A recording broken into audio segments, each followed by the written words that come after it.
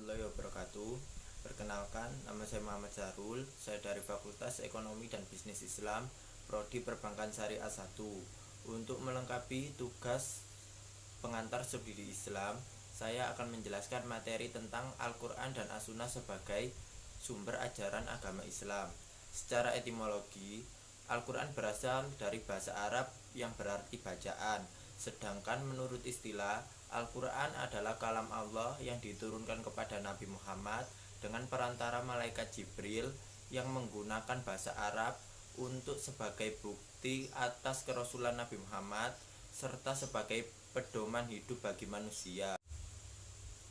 Sebagai sumber ajaran agama Islam yang utama, Al-Quran memiliki fungsi sebagai pemberi petunjuk bagi manusia, sebagai bukti penjelasan tentang hakikat abadi, sebagai sumber pembeda tentang hak dan yang batil, indah dan jelek, haram dan halal, serta yang diperintahkan dan dilarang, dan juga sebagai obat penyakit hati.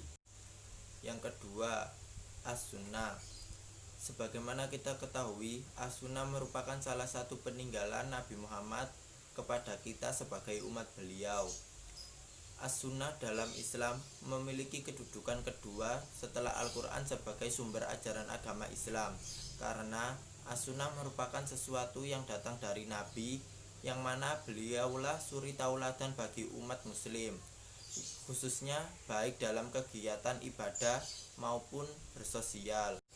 Nabi Muhammad merupakan nabi yang mendapat wahyu terbesar berupa Al-Quran, sekaligus mengemban tugas sebagai penjelas kepada umat manusia tentang ajaran yang terdapat di Al-Quran, yang masih bersifat global dan belum rinci. Jika Al-Quran dipahami dengan hanya menggunakan akal pikiran manusia saja yang masih berlimput dengan nafsu, tanpa menggunakan sunnah Nabi, maka akan terjadi kesalahpahaman tentang ajaran-ajaran agama Islam. Sunnah harus dipegang erat-erat, karena realitanya hadis juga ikut andil dalam menyelesaikan permasalahan-permasalahan yang muncul di kalangan kaum muslim, mulai pada masa sahabat hingga masa sekarang.